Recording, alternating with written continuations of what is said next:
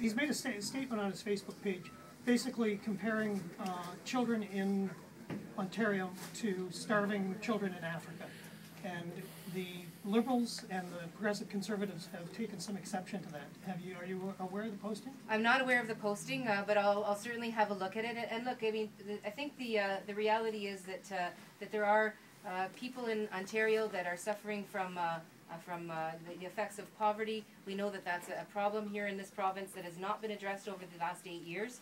We're looking forward to building more affordable housing, providing a housing benefit for people who are finding it difficult to pay the rent and buy food as well. We're going to increase the minimum wage to $11 an hour and tie it to inflation. We're going to tie the social assistance rates to inflation. We're looking forward to actually tackling some of the ongoing poverty that's been plaguing our province for far too long. So that posting actually is, links children starving in Uganda to what will happen to children here if the Liberals and Progressive Conservatives win. Again, I haven't Seems actually seen harsh, it, so you'll have to give me a chance to have a look. But I think the bottom line is that that people are suffering in Ontario. People are having a difficult time making ends meet. Look, our whole platform is about making life more affordable. Everyday people are falling farther and farther behind. That's not the kind of Ontario that gives people a sense of hope, a sense that the future is going to be bright for them. That's why we need to create more jobs. That's why we have to make life more affordable. And that's why we have to start tackling the ongoing blight of poverty in Ontario. Would you be interested in starting up an insight You're the only party style? leader thus far to visit Sarnia. I'm just wondering what prompted the visit and what it means for Brian White's campaign as a boost here. Well, you know what? This community is one I've visited many times. Before the campaign was on, I've met Brian many times. I've met with your mayor many times.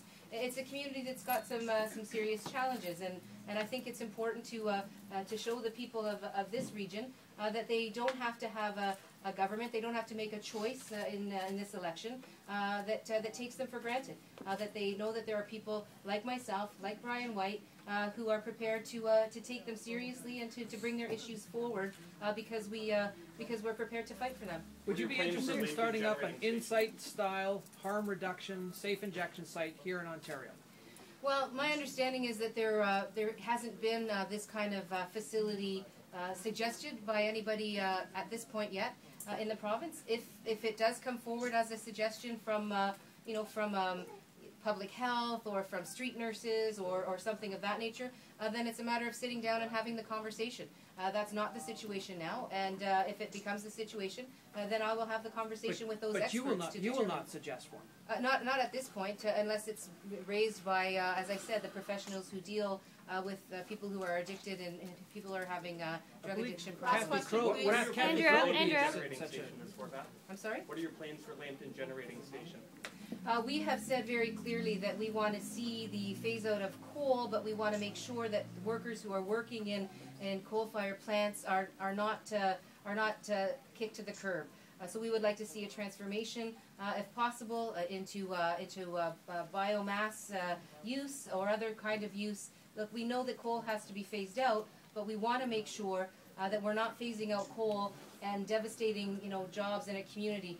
Especially when we know that the current government's already prepared to do that by closing the jail. Andrea, just on the doctor's freezing salary that Mr. McGuinty has suggested and you've been talking about, the current contract had an increase of, I think, just 12.5 over the last 4 years. And Mr. McGuinty said that that was pretty significant, which is why he said he made his comments. Is there a target level that you think would be appropriate for increases, or a target level that you think would be, like, the limit, like too high? Well, and that's why I've said I wouldn't set a number going in. I think that the best way to get a fairly bargained collective agreement is to sit down and first of all hear what the ask is, and then deal with the ask based on the ability of the province to meet that ask or to negotiate it down. That's the process, and I think that that's the best process to carry on. And I think it's interesting that Mr. McGuinty admits that he's allowed the increases every single year, and now all of a sudden, trust us, we're going to have another freeze. Well, just like the freezes that froze some people and didn't freeze others in his last, not this past budget, but the one before. I don't think you can trust Mr. McGuinty when he says he's going to implement a freeze. Thank you very much. Thank you. Thanks, everybody. Have fun.